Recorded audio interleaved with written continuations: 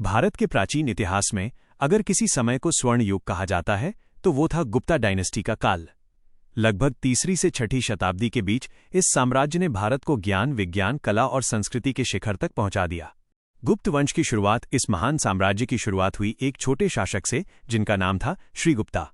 उन्होंने लगभग 240 ईस्वी के आसपास एक छोटे से क्षेत्र में शासन करते हुए गुप्त वंश की नींव रखी और महाराजा की उपाधि धारण की। उनके बाद उनके पुत्र घटोत्कचा ने सत्ता संभाली। उन्होंने अपने पिता के राज्य को सुरक्षित रखा और धीरे धीरे गुप्त शक्ति को मजबूत किया। चंद्रगुप्त प्रथम साम्राज्य का उदय। लेकिन गुप्त साम्राज्य का वास्तविक उदय तब हुआ जब सिंहासन पर आए चंद्रगुप्ता आई। उन्होंने स्वयं को महाराजाधिराज घोषित किया और एक शक्तिशाली साम्राज्य की नींव रखी। उनका विवाह लिच्छवी वंश की राजकुमारी कुमारा देवी से हुआ, जिससे उनका राज्य और अधिक मजबूत हो गया। इसी समय 319-320 ईस्वी में गुप्त संवत की शुरुआत हुई। समुद्रगुप्त भारत का नेपोलियन चंद्रगुप्त प्रथम के बाद उनके पुत्र समुद्रगुप्ता राजा बने। इतिहासकार उन्हें भारत का नेपोलियन कहते हैं। उन्होंने उत्तर भारत के कई राज्यों को अपने अधीन किया और दक्षिण भारत तक अपनी शक्ति का प्रभाव फैलाया।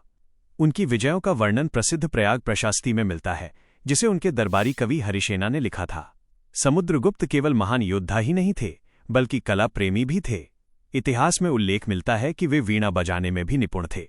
लगभग 375 ईस्वी में उनका शासन समाप्त हुआ।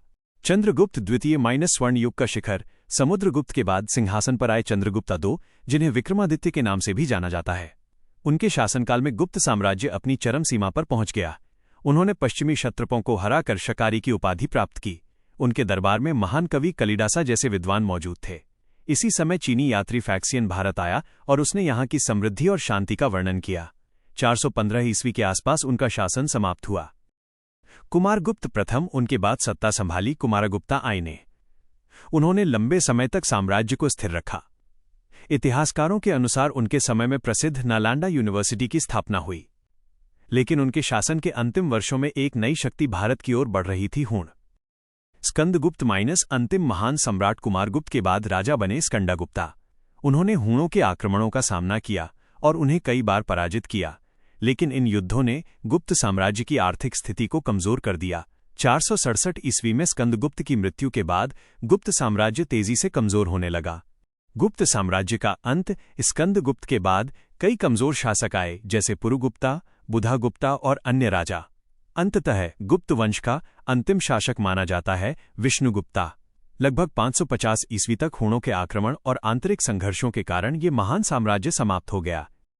निष्कर्ष, हालांकि गुप्ता डायनेस्टी का अंत हो गया, लेकिन इसका योगदान भारतीय इतिहास में अमिट है।